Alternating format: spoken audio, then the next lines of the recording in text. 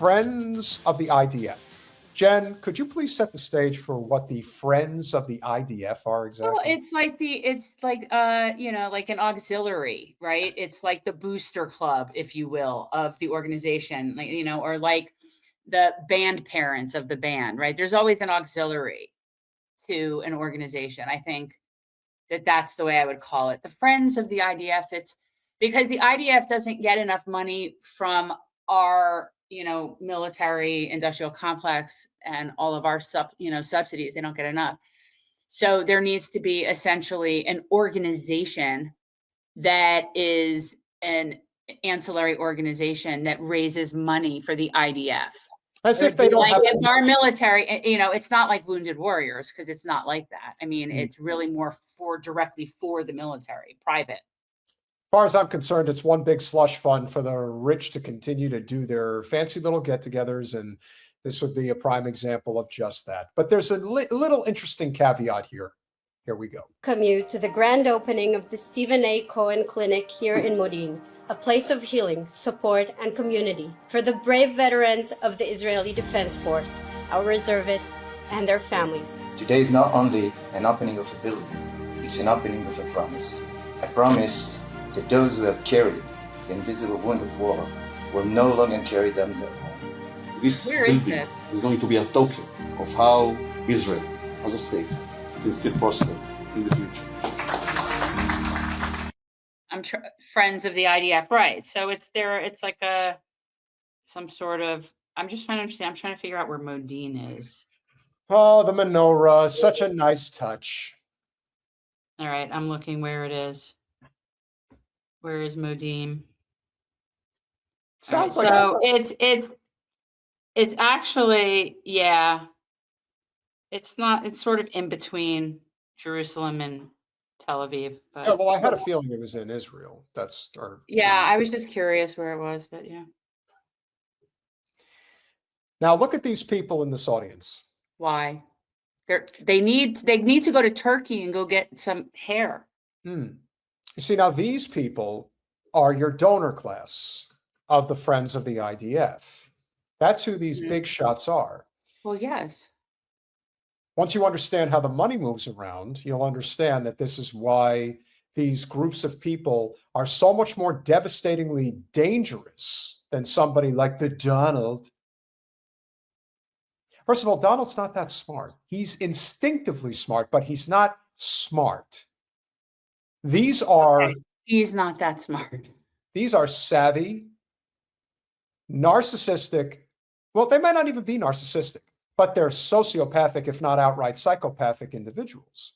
I just don't think it. Yeah, I mean, let's just finish it or whatever this is. Yeah. The reason why I brought this up is because the person who basically founded this organization, the Stephen A. Cohen Clinic. Who's Stephen Cohen? He's the owner of the New York Mets. So if you think Jerry Seinfeld is the only scumbag affiliated with the New York Mets that is fully on board. No, but Ellison's the largest single donor to that organization. Directly to that. Yes. Yeah. And so Stephen Cohen, who is the owner of the New York Mets, is fully on board with this. Now, I can speak to the Mets on good authority because it was my first job out of college. I worked for the Mets in 2007, and it was an interesting experience. Highs and lows. Yeah, I can see how much this is boring the shit out of you, Jen. It only took 1 minute of me talking about it. Had to dive in there. So I got to meet a lot of the players. I got to meet a lot of the personnel, and it was an interesting time. But what I will say is that I was always suspicious of the people who own the organization when I finally met Jeff Wilpon, the son of Fred Wilpon. We're getting an audio kickback. I don't know where that's coming from. It's probably on your end. Anyway. Talking about that? Yeah, whatever that was. It's like coming up. It's not a kickback. Don't worry about it. Anyway, Wilpon, the son, was a real douchebag, and then some. And lo and behold, it turns out that the Wilpons were not only huge Zionists themselves, but also huge investors with Mr. Madoff. And they ended up taking a real shellacking when that whole scandal, was revealed, which I believe was shortly thereafter. It was close to that time period. I remember it well. I remember the Wilpon family and the other principal owner of the New York Mets, Saul Katz. And yes, if you're wondering, they all are, yes. I remember Saul Katz his family lives in Boca. And I remember when his sons came up, which I think was like 4th of July weekend, if I remember correctly, Jen, every single son drives a Lamborghini. Every one. That's what they drive. So the filthy rich were also filthy involved with the state of Israel. And when the family finally decided to sell their shares in the organization, who did they sell it to? They sold it to another Zionist, Steve Cohen. And now, as we have often said, the rich continue to get rich and they continue to perpetuate this Zio state. This has always been a class problem. It always will be until it's over. This isn't about everyday people. This is about the people who truly run society. So when everyone's asking themselves, why is it that Israel is allowed to get away with this? It's because the people who truly have power have decided that they are allowed to get away with it, and they will make sure that they do. So is this really boring you that much? Exactly. What? The story about the whole Mets, the guy from the Mets? It's not my jam, but I'm happy that you're telling people about it. If you think it's like, something they need to know, I'm happy. If anybody out there is a Mets fan, I would suggest you go find another team to root for. That's kind of sad. And you know what? As somebody who has a team whose owner is a complete piece of shit, it's a really suck thing. It really is. But this is capitalism. How do you think people that are fans of the Dallas Mavericks feel knowing that Miriam Adelson owns the team now? You should be fucking hanging Mark Cuban out to dry. And I like Mark Cuban, but you know what? He deserves all the smoke in the fucking world. He knew exactly who he was selling the team to.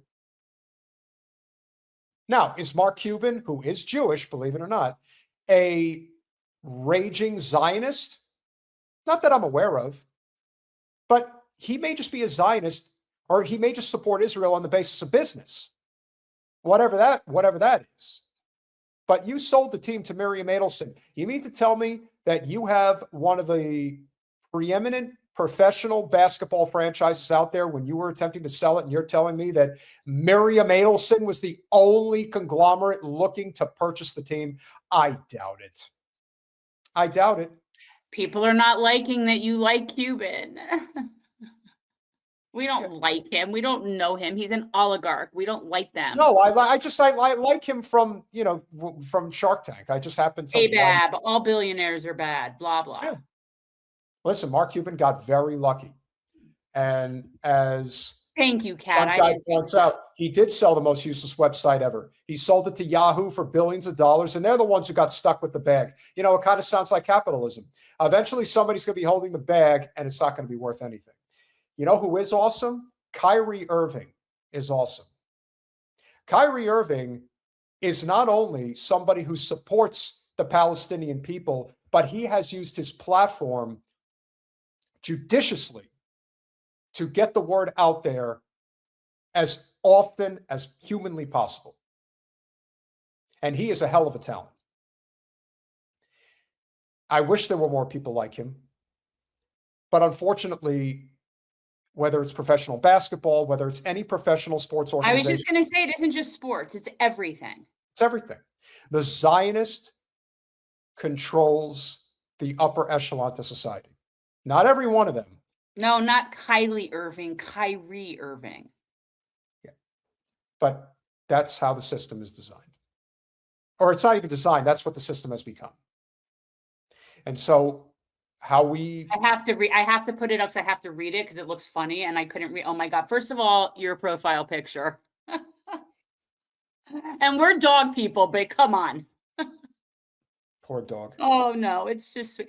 Okay. This says revolutionary change. Now there is a native redheaded Panamanian American Jewish person in his suburb somewhere, personally offended. I'm sorry I pulled that. I didn't want to miss that. I just wanted to see personally offended by the cumulative effects of your sponsors' stochastic violence. All right, because I said tonight's cannabis sponsor is Panama Red, which, yes, is an oldie but a goodie. We'll conclude on this note. Dwight Howard, and you can find this online. Dwight Howard did an interview where he did a podcast. This was within the last year, where he said, this was going back years, going back to, I want to say, like 2017. And he made a statement, a very gentle, soft, supportive statement in regards to Palestinians. Didn't even say anything about Israel, just made a statement in support of Palestinians. He was reprimanded. He was told, you will take down that tweet right now. He was threatened, backed into a corner. You do not do this. And that was the end. Howard said it. He got a call directly from the commissioner of the NBA. You will not have this message out there. And that's pro sports for you.